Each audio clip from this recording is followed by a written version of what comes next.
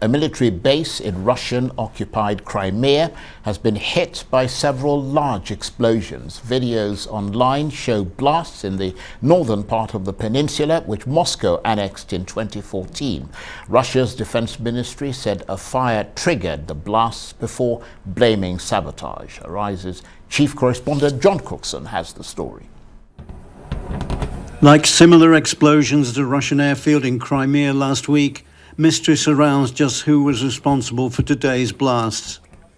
The Russians are saying it was an act of sabotage, but declined to elaborate. So far, Ukraine hasn't claimed responsibility for the attack 200 kilometers from the front line. But a spokesman for President Zelensky called the explosions demilitarization in action. This has prompted speculation Ukrainian special forces may have been involved.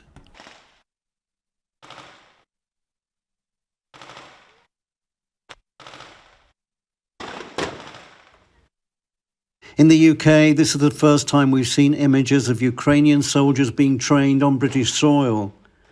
The British Army has decades of experience in urban warfare, and the Ukrainians are being trained in a mock township where British soldiers learn skills for operations in Northern Ireland, Iraq and Afghanistan. We are running a basic infantry course which takes the Ukrainian recruits and teaches them how to shoot well, how to move and communicate within any tactical environment, and to medicate well. This training facility is part of a $3 billion military commitment that Britain has pledged to the Ukrainians to help them win the war against Russia. I know that Ukrainian soldiers are dying to protect our homes right now, so it's hard to know that I am not with them. But Ukrainian soldiers Ukrainian army needs only professional soldiers, so I'm ready to train as hard as possible. Meanwhile, in Moscow, President Putin fired a verbal broadside at the US, accusing Washington of prolonging the war as part of its campaign for global domination.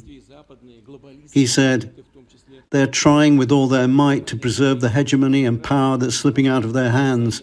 They're trying to keep countries and peoples in the grip of a neo-colonial order." In Ukraine itself, 1 person died and 6 were injured by a Russian missile strike on the city of Kharkiv in the east.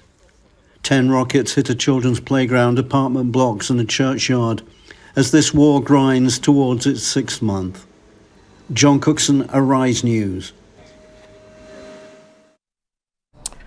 And John Cookson joins me now for more. Good to see you, John. On the back of that most illuminating report, what's the latest on those explosions in Crimea? Still mystery, Charles, tonight, exactly what happened. They were massive blasts at this base at Dazankoy in the north of Crimea. Of course, we all remember last week the attack on a naval airstrip, more or less in the same region, and neither the Russians nor the Ukrainians admitted at the time that it might have been special forces, but, Ukrainian special forces, that is. Maybe it was, maybe it wasn't, maybe it was even some of the guys that you saw in my video being trained in the UK, because for sure Ukrainian special forces are in the UK and have been for a couple of months now being trained. So is this a culmination of that training? Are they managing to get way behind the front line and attack a base like this? The Russians saying it was, first of all, they said it was a fire. And then sabotage, but didn't say sabotage by whom. Was it by Russian soldiers, disaffected Russian soldiers, or was it in fact something that the Ukrainians were able to pull off? If they did, it was a staggering military operation by the Ukrainians if they did. Nothing coming out really very firm coming out of Kiev tonight to confirm either way. But if it was a special forces operation, the Ukrainians are not going to admit it anyway. So we'll have to wait and see. The truth will come out one day, but as things stand at the moment, and I think for the foreseeable future, we'll probably never know. And I anticipate that if the Ukrainians have, and if indeed they were responsible, and they've done well twice now, we can express further attacks like this in the coming weeks and months as this war, as I said in my report, grinds on. Well, absolutely. But I suppose you know a lot about these things, John. I suppose it is significant that the Russians gave a bit more detail than just fire. I mean, they're now saying what caused the fire. I mean, that's a bit more than they usually would give, isn't it?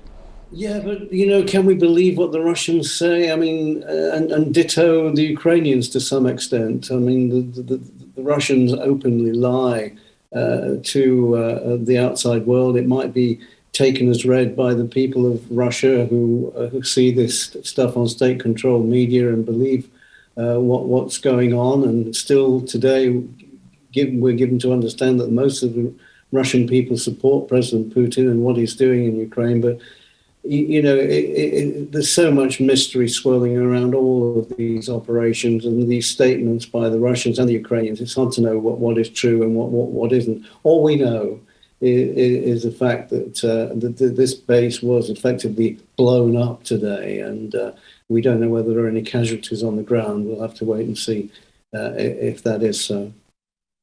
Yes, we'll have to wait and see.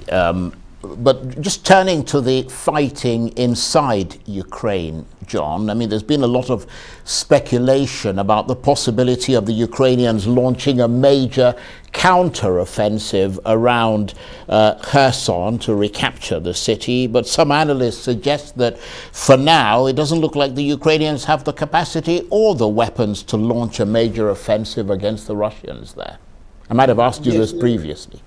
Their operation has, to a large extent, been defensive so far, but you're right, in the last week or so, this operation in Kherson has got underway. They've cut off a vital bridge, which we hear has trapped 20,000 Russian soldiers on a peninsula, and they have a chance of either surrendering or dying of starvation, putting it quite bleakly.